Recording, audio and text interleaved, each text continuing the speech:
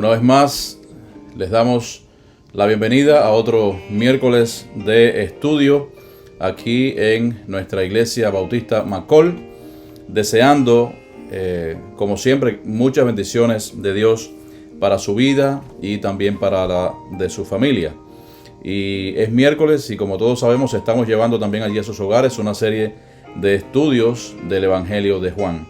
Así que espero que no pierdan esta secuencia de estos estudios que estamos dando, sobre todo de este capítulo primero, de este primer capítulo de Juan, que es tan importante y tiene tantas cosas por decir. Así que, queridos hermanos, esperamos que allí, junto a su casa, su familia, estén disfrutando de la palabra del Señor, la cual siempre nos trae a cada uno de nosotros, en el momento de estudiarla y de leerla, nos trae conocimiento, pero también nos trae vida, nos trae aliento y nos trae salvación eterna. Así que vamos a comenzar directamente con el estudio aquí de la palabra en Juan, que corresponde al día de hoy. Y al final de este estudio nosotros estaremos dando algunos anuncios de nuestra iglesia relativos al retiro de música que tendremos, Dios mediante, este próximo sábado a las 10 de la mañana. El pasado miércoles estuvimos hablando de Juan el Bautista, como todos saben, o sea, el precursor, de la manera que también se le ha dicho a él, el precursor de nuestro Señor Jesús, quien anunció y quien despejó el camino para que Cristo hiciese esa entrada a este mundo.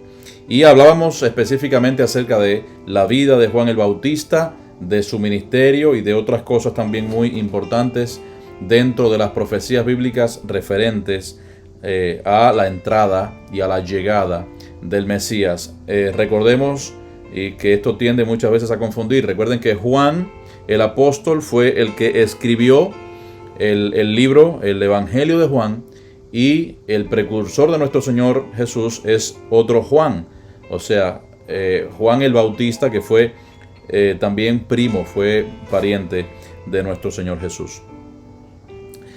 Vamos a leer allí los versículos que nos corresponden en esta tarde. Vamos a leer allí, vamos a buscar en Juan 1 y vamos a buscar de los versículos del 9 al 13. Vamos a leer estos versículos, Juan 1, 9 al 13.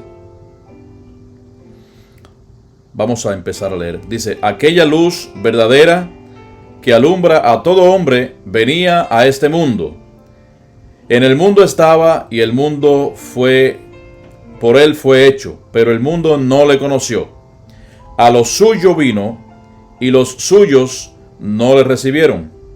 Mas a todos los que le recibieron, a los que creen en su nombre, les dio potestad de ser hechos hijos de Dios, los cuales no son engendrados de sangre, ni de voluntad de carne, ni de voluntad de varón, sino de Dios. Vamos a orar.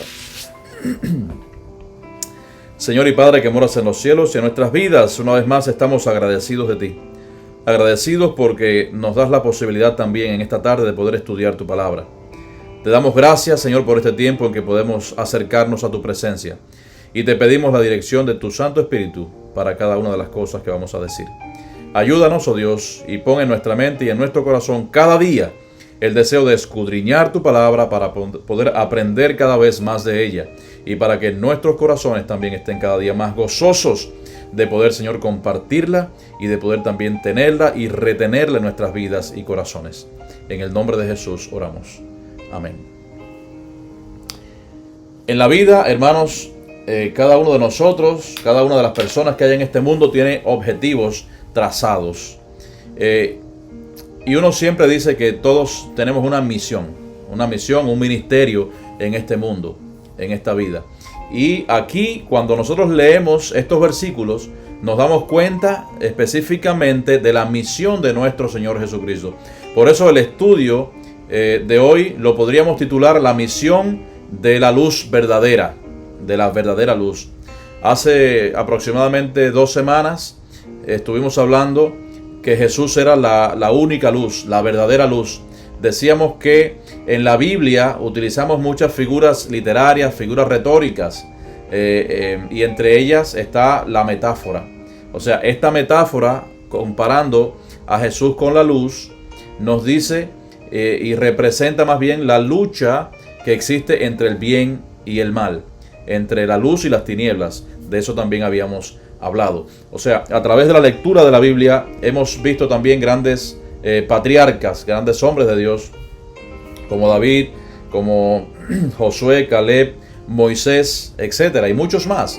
Y a todos estos les comparamos como si fueran, por ejemplo, antorchas. Antorchas los cuales han servido para alumbrar históricamente al pueblo de Dios en su constante peregrinar y en su constante caminar por este mundo. Pero tenemos que darnos cuenta que ellos no eran la verdadera luz, sino que simplemente era un reflejo de la luz verdadera. Y de esta manera vemos que Juan, el apóstol, en este caso el autor de este libro, nos dice la misión específica del Mesías, que es la verdadera luz. ¿Cuál es su misión? Y allí en el verso 9, que hemos antes leído, nos dice: aquella luz verdadera que alumbra a todo hombre venía a este mundo. Hay una palabra aquí interesante y es la palabra verdadera. Esa palabra donde dice aquella luz verdadera. ¿Qué significa esa palabra? Bueno, pues esa palabra significa algo real, algo genuino, algo auténtico, sincero, totalmente opuesto a la falsedad. Y nos preguntamos, ¿quién es el único que reúne todos estos requisitos? ¿Quién es el único que reúne todas estas virtudes? Pues nuestro Señor Jesús. Hay muchas personas que han tratado de demostrar a lo largo de toda la historia que son luz en este mundo. Y lo peor de todos es que han tenido un éxito, pero un éxito parcial. ¿Por qué? Porque han engañado a muchas personas. Por supuesto, a los cristianos no nos van a engañar porque nosotros tenemos la palabra más segura, que es la palabra de Dios. Y aún así sabemos que ninguno de ellos, de esas personas, es la luz verdadera. Estamos hablando, por ejemplo, de Buda, de Mahoma, de José o de Joseph Smith, incluso del mismo Dalai Lama ahí en el Tíbet. También, por ejemplo, de los papas y muchos otros que han querido igualarse a Cristo. Y sabemos que, por supuesto, esto es una blasfemia. Sabemos que ellos no son portadores de la verdad. Ellos tergiversan la verdad para hacerse crecer ellos y no como el mismo Juan el Bautista más adelante decía: es necesario que yo mengüe y que él crezca. Pero estas personas no, estas personas quieren crecer ellos y quieren hacer menguar la luz de Jesucristo. Pero la llegada de Jesús a este mundo como hombre perfecto mostró cuán imperfectos somos nosotros los hombres, porque en Jesús estaba completamente llena toda la plenitud, toda la rectitud, podríamos decir. Si por ejemplo usted ahora mismo tiene quizás un pedazo de madera o algo, ¿cómo usted puede saber si está con defectos o no? Bueno, pues poniéndole un nivel, que el nivel le va a dar perfectamente si está bien o si está mal ubicado. Para poder ver si algo está cuadrado perfectamente, usted busca una escuadra. Si usted ve que también hay alguna imperfección, puede buscar una regla que esté derecha para ver qué tipo de imperfección hay. Asimismo es lo que Cristo hizo cuando vino a este mundo. El hombre perfecto poniéndose al lado de nosotros que somos imperfectos, para que nos diéramos cuenta de dónde estaban nuestros errores y dónde estaban nuestras debilidades, dónde estaban nuestras imperfecciones, pero no para quedarnos ahí, sino para imitar a aquel que es perfecto y cabal en todos los caminos. Ahora, por ejemplo, cuando una habitación, cuando un cuarto está a oscuras, está oscuro, y usted quiere, por ejemplo, ver el polvo que hay encima de los muebles, si es que hay, pues si está oscuro no lo va a ver. Pero cuando la luz penetra, cuando se llena la habitación de la luz, aquella adecuada, se ve el lugar realmente como es. Y en este mismo sentido, la luz verdadera, que es Cristo, revela al hombre, revela cómo es en realidad el hombre. Por eso es que se compara también, por supuesto, con la luz verdadera. Y como les decía, a través de los diferentes tiempos, de las diferentes eras, de las diferentes dispensaciones, Dios utilizó a muchos hombres para guiar a su pueblo. Pero ellos no son más que pequeñas luces o pequeñas antorchas que alumbran en este mundo. Y por todo esto es que el apóstol Juan declara estas palabras en el mismo capítulo inicial de su evangelio. O sea, la narración que tenemos aquí es una narración que nos habla acerca de la nación de Israel. O sea, la nación de Israel tenía la palabra profética más segura. Tenían todas las profecías descritas acerca de Jesús de una manera acertada y verdadera en cuanto a tiempo, en cuanto a forma, en cuanto a lugar. Recuerden todas las profecías, esas que existen y que hay en el Antiguo Testamento con relación al Mesías, con relación a Jesús. Aún así, conociendo las profecías, dice que no conocieron ni reconocieron a esta verdadera luz que en ese momento se estaba pronunciando y estaba llegando a sus vidas. Y los siguientes versículos, vamos a leer lo que nos dice. El verso 10 y el verso 11. Dice: en el mundo estaba, y el mundo por él fue hecho, pero el mundo no le conoció. A lo suyo vino, y los suyos no le recibieron. Hace un tiempo estuve hablando aquí en nuestra iglesia de las maneras en que Dios se manifiesta al hombre y en las maneras en que Dios se manifestó también al hombre antes que se manifestara en la persona de Jesucristo. Por ejemplo, a través de la creación, de los profetas y otros puntos también importantes. Por ejemplo, el mismo Salmo 19:1 nos dice: los cielos cuentan la gloria de Dios y el firmamento anuncia la obra de sus manos.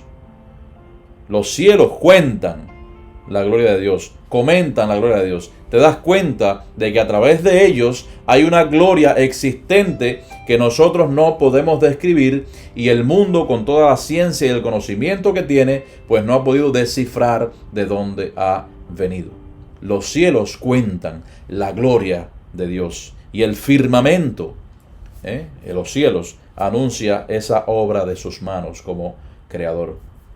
Y el mismo apóstol Pablo también, remitiéndose hacia los inicios, hacia los tiempos de la creación, nos dice allí lo siguiente en Romanos 1.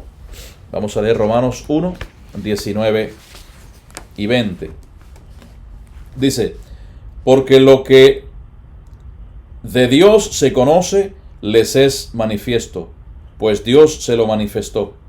Porque las cosas invisibles de Él, su eterno poder y deidad, se hacen claramente visibles desde la creación del mundo, siendo entendidas por medio de las cosas hechas, de modo que no tienen excusa. Qué tremenda palabra, ¿verdad? Otra cita importante, porque aquí en este caso el apóstol Pablo nos está hablando que Dios conoce estas cosas, o sea, y lo que nosotros conocemos de Dios, el cual ha manifestado todas estas cosas a nosotros, son esas dos cosas. Como decía, las cosas invisibles de Él, ¿cuáles son? Las que está mencionando aquí en este caso el apóstol Pablo. Su eterno poder y deidad. Son cosas invisibles, pero son cosas que se hacen patentes y cosas que se ven a través de ¿qué? A través de la creación del mundo.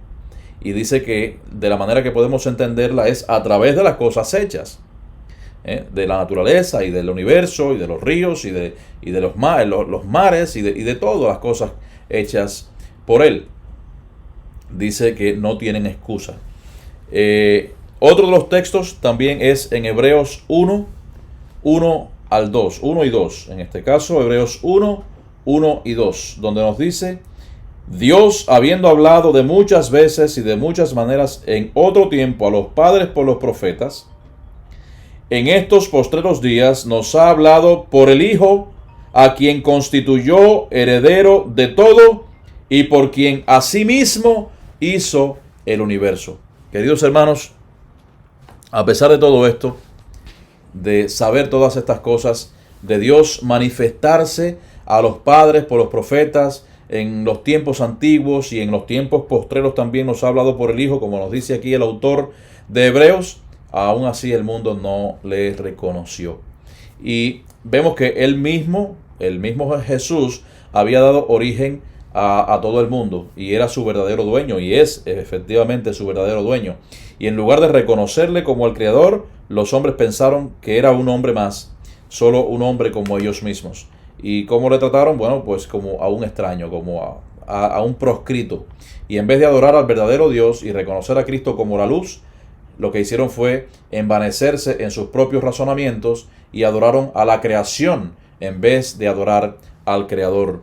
Y por eso allí en Romanos 1, 21 al 23 nos dice, Romanos 1, 21 al 23, pues habiendo conocido a Dios, no le glorificaron como a Dios, ni le dieron gracias, sino que se envanecieron en sus razonamientos, y su necio corazón fue entenebrecido. Profesando ser sabios, se hicieron necios, y cambiaron la gloria del Dios incorruptible en semejanza de imagen de hombre corruptible, de aves, de cuadrúpedos y de reptiles. Fíjense, hermanos, vamos a aclarar un momento este texto. Todo esto llega hasta nuestros días. En primer lugar, los hombres prefieren muchas veces adorar una imagen hecha, una imagen allí, una pintura, una escultura, una estampilla, que adorar al verdadero Dios. Y sabemos que Dios, a través de los tiempos, ha condenado esta práctica. Desde el mismo inicio, en los 10 mandamientos, nos dice que no nos haremos imágenes de ninguna semejanza de lo que está en el cielo, ni de lo que está en la tierra, ni en las aguas, ni te inclinarás a ellos, ni las honrarás, etc. ¿Por qué? Porque esto es abominación a Dios. Esto es una blasfemia al Creador.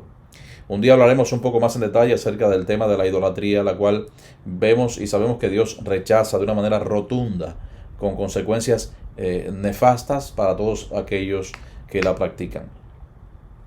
El verso 11 de aquí de la lectura de hoy, Juan 1:11, vamos a continuar con nuestro estudio, nos dice, a lo suyo vino, exacto, eso mismo, y los suyos no le recibieron. Hermanos, no perdamos de vista que todo esto estaba también dentro de los planes de Dios. No es casualidad, no, esas cosas no existen en el plan eterno de Dios, porque Dios tiene una voluntad perfecta para su pueblo y una voluntad perfecta también con su Hijo.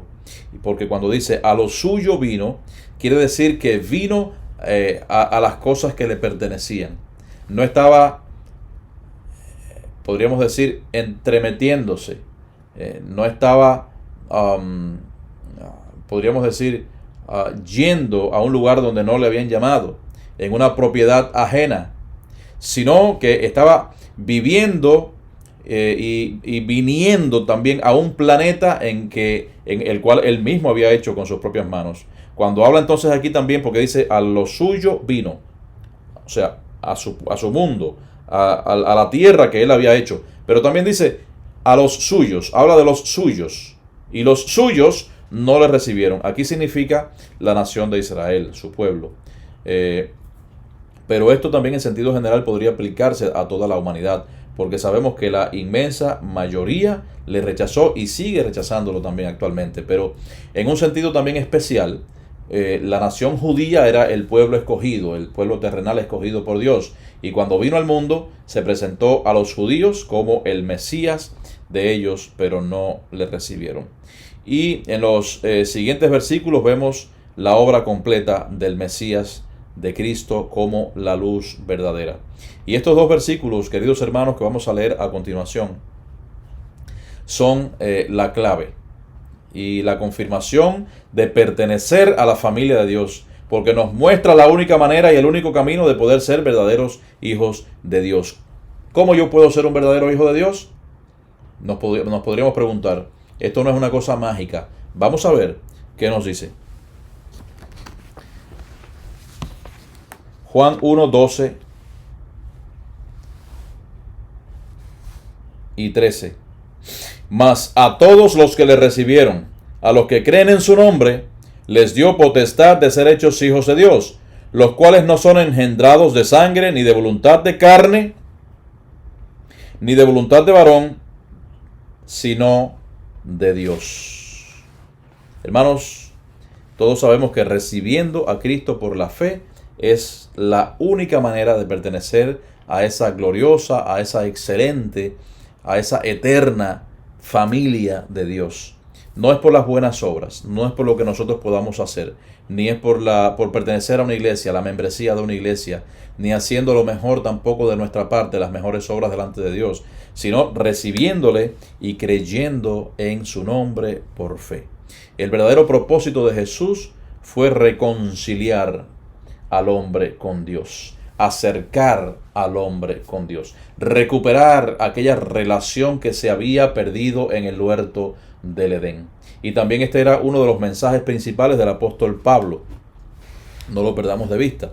Allí en 2 Corintios 5:20 nos dice: así que somos embajadores en nombre de Cristo. Así estaba hablando el apóstol Pablo allí a los corintios. Le estaba diciendo: somos embajadores en nombre de Cristo, como si Dios rogase por medio de nosotros.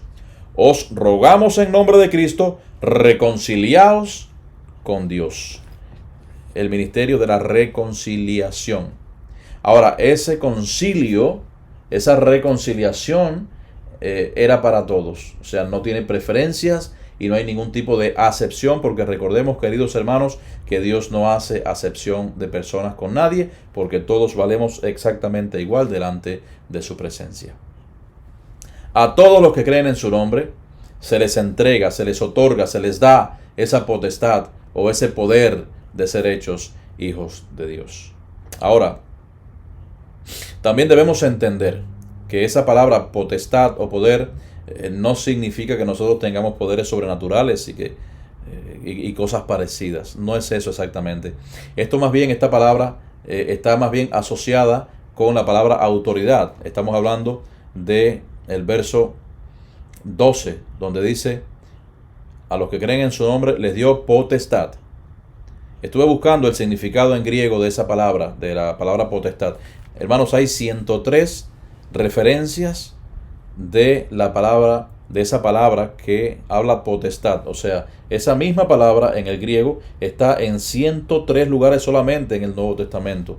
Y la palabra en el griego sería más o menos así: exousia, con X, exousia, que significa privilegio, que significa fuerza, capacidad, dominio, etc. Es decir, que nosotros, al ser hijos de Dios, al constituir nosotros hijos de Dios, tenemos ese privilegio, tenemos esa capacidad y tenemos esa autoridad que solamente viene de parte de Dios. Y ahora vamos a entrar a analizar el último versículo de esta tarde, que es el verso 13.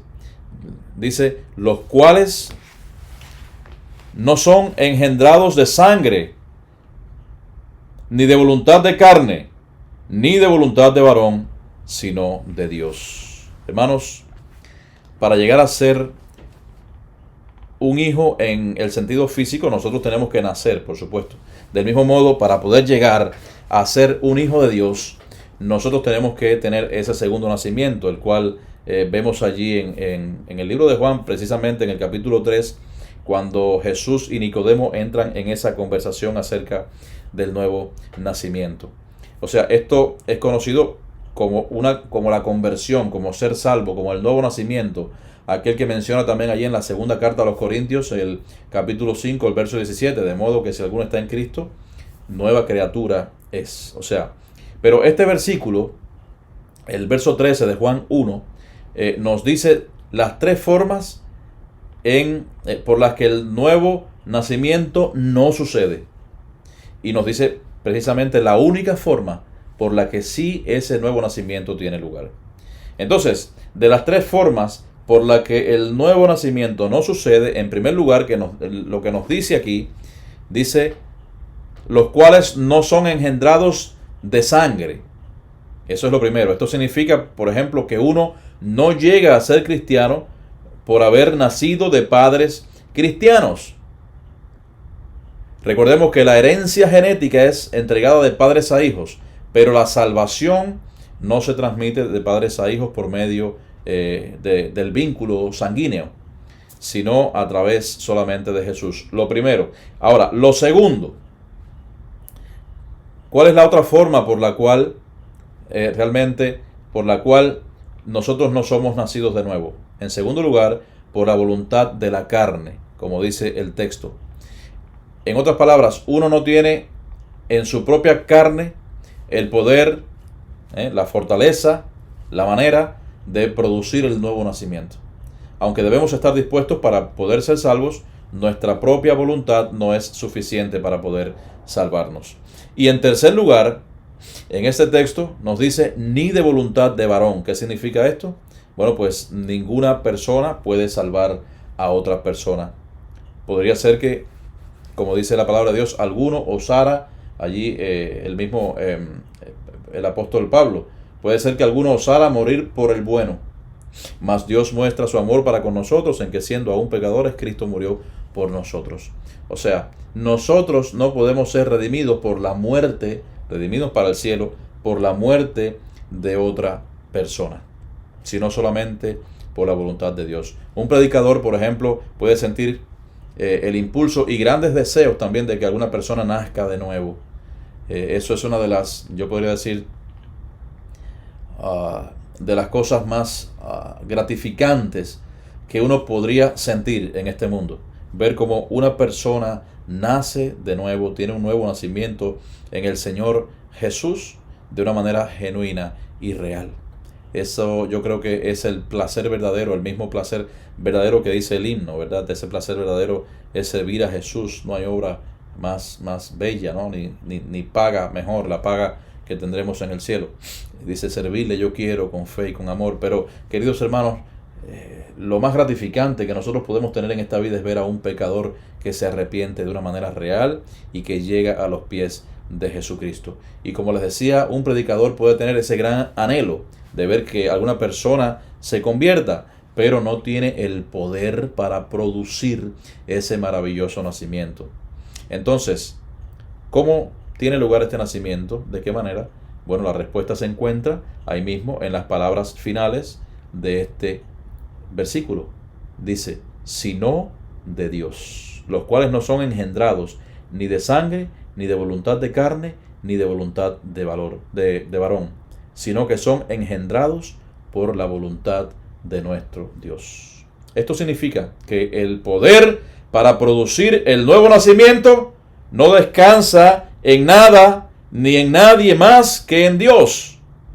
El nuevo nacimiento es el milagro más grande que se puede realizar en nuestras vidas. No es la sanidad de nuestros cuerpos, es la salvación de nuestras almas. El mismo Señor, cada vez que sanaba a alguien, terminaba con esta frase.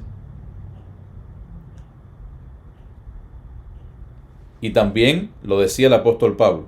Y decía, y en el caso de Santiago decía, y la oración de fe salvará al enfermo. O Jesús mismo le decía también a muchos de ellos, vete, tu fe te ha salvado. Y eran personas que él había sanado. Qué raro que Jesús no decía, tu fe te ha sanado. Porque, queridos hermanos, la fe lo que hace es salvar. Y es lo principal. Hemos dicho antes que la sanidad ya para Jesús era un hecho materializado, porque incluso antes de conocer la condición de esa persona enferma, Jesús sabía que iba a ser sana. Pero lo que más le interesaba a Jesús era que esa persona fuese salva. Y por eso es, queridos hermanos, que la voluntad de Dios precisamente es que todos procedamos al arrepentimiento. Esa es la voluntad de Dios. Pero tristemente vemos que a los suyos vino y muchos, los suyos, no le recibieron. Pero ¿dónde está nuestra verdadera confianza? Tranquilidad de nuestras almas. Dice más, a los que le conocieron, ¿no? A los que le recibieron, a los que creen en su nombre, hace esa aclaración ahí entre paréntesis. Conocerle es creer en su nombre. Dice que nos ha dado el poder, nos ha dado la potestad, nos ha dado la autoridad. ¿De qué? De ser hechos hijos de Dios. La única manera de nosotros poder ser hijos de Dios, según lo que nos dice aquí la palabra de Dios de una manera muy clara, es aceptándole por la fe. Bien, hermanos, hemos terminado estos versículos. Que el Señor les bendiga en esta tarde, esperando que la palabra de Dios haya sido de bendición para su vida, de la misma manera también que ha sido para mí, y que haya usted podido aprender lo que la Biblia nos enseña en este grandioso, en este vasto conocimiento que Dios nos ha dejado a través de ella. Que el Señor les bendiga. Hay algunos anuncios también que tenemos. Ya tenemos algo aquí en este caso. Les voy a enseñar aquí rápidamente el boletín. Ya tenemos el boletín del retiro de música. Recordemos que previsiblemente este próximo sábado, día 19, tendremos el deseado y el esperado, el anhelado retiro de música que hemos anunciado hace más de un mes. Y tendremos un programa variado, un programa ameno, un programa muy bueno, que seguramente va a ser de mucha bendición para cada una de sus vidas. Así que aquí estaremos disfrutando ese tiempo maravilloso que nos traerá el reverendo Lemuel Márquez. Así que venga aquí con su mente despejada, dejando todos sus problemas y todas sus cosas y sus asuntos allí en casa, y venga a compartir aquí con los demás hermanos este evento que seguramente usted va a recordar por mucho tiempo. Así que también recordarles que vamos a comenzar a las 10 de la mañana con un desayuno. Así que dentro de lo posible no desayune en su casa, o coma quizás algo ligero, para que después pueda compartir aquí con los demás hermanos un café con leche, algunos refrescos de frutas naturales, frutas también, con pan con mantequilla si usted lo desea. Habrá croquetas, me imagino, seguramente, y muchas cosas más que seguramente estarán preparando las hermanas para todos ustedes.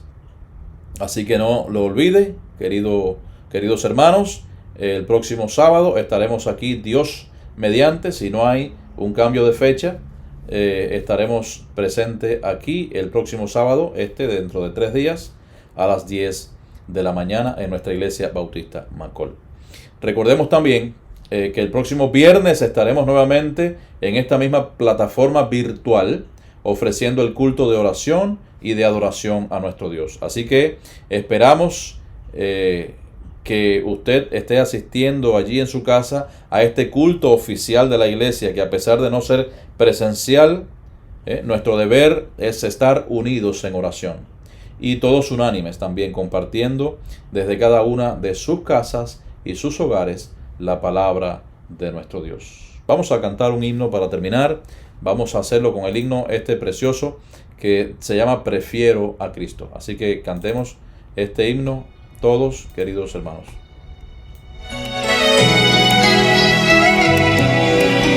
Mejor es mi Cristo que el oro mortal, ser suyo prefiero que andar en el mal.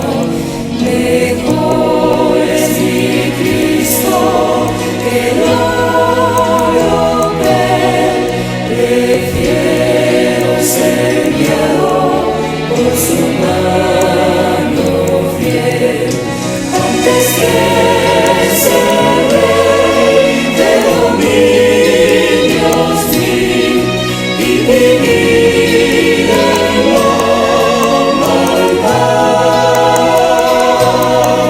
Prefiero a Cristo y solo a Él que lo que este mundo da. Más bello y sublime que flor marina, mejor que la miel que destila el panal. Jesús se quiso hacer de mi alma y tu amor. Prefiero seguirle con tenaz fervor, aunque estés rey de dominios mil y vivir en la maldad.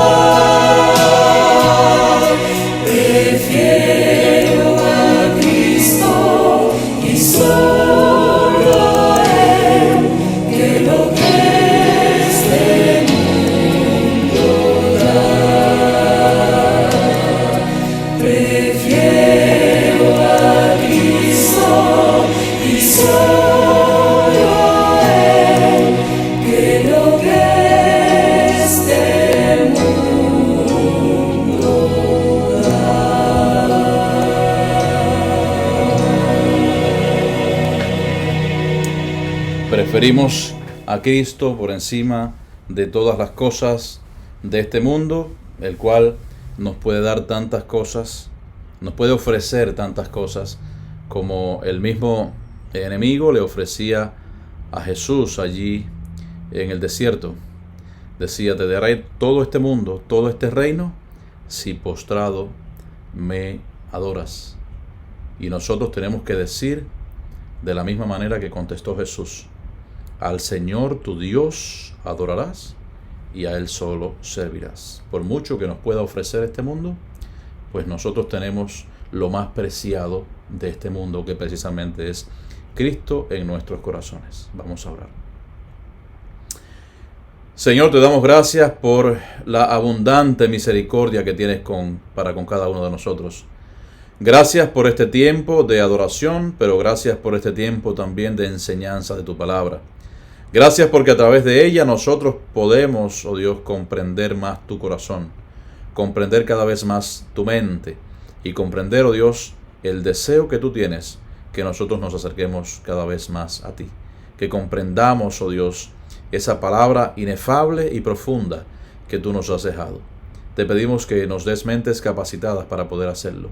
Y permite, Señor, que a través también de esta comprensión nosotros podamos adorarte en espíritu y en verdad.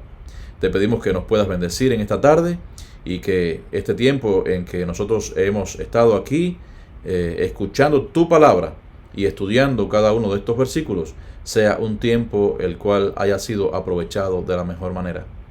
Estudiando, oh Dios, esos preceptos y cada uno de esos versículos que nos traen a cada uno de nosotros esa abundante vida, Señor, y ese abundante conocimiento que tú, Señor, solamente has dejado en tu palabra. Te pedimos que bendigas a cada uno de los hermanos, que bendigas a cada uno de los amigos que estén escuchando también esta palabra, y permite, si hay alguno, oh Dios, que todavía no ha recibido a Cristo en su corazón, te pedimos que haga un alto en su vida, que reconozca, oh Dios, el pecado de su vida, y que también, oh Padre Santo, pueda llegar a ti de esa manera que tú nos dices allí, oh Dios, en tu palabra, en ese versículo que hemos leído, que la única manera de ser constituidos hijos tuyos es acercándonos a ti por fe y aceptándote en nuestros corazones. Te pedimos que nos despidas en paz hacia nuestros hogares, que nos bendigas en el culto del próximo viernes, en la actividad, oh Dios, también de este fin de semana, en la cual vamos a traer este retiro de música, que sea de mucha bendición para cada uno de los hermanos y amigos que van a venir. Que sea de una bendición espiritual y que sea también, Señor, para el beneficio y para el conocimiento también de cada uno de nosotros. Bendícenos en el culto del domingo y permite, Señor, que sobre todas las cosas tu nombre sea glorificado. En el nombre de Jesús oramos. Amén. Que el Señor le bendiga, queridos hermanos, que el Señor les use también para el extendimiento de su obra en todos los sentidos y que sean un testimonio vivo y un ejemplo constante en sus vidas donde quiera que vayan, que sirvan ustedes mismos como testimonio de la verdad de nuestro Señor Jesucristo. Que el Señor les bendiga. Amén.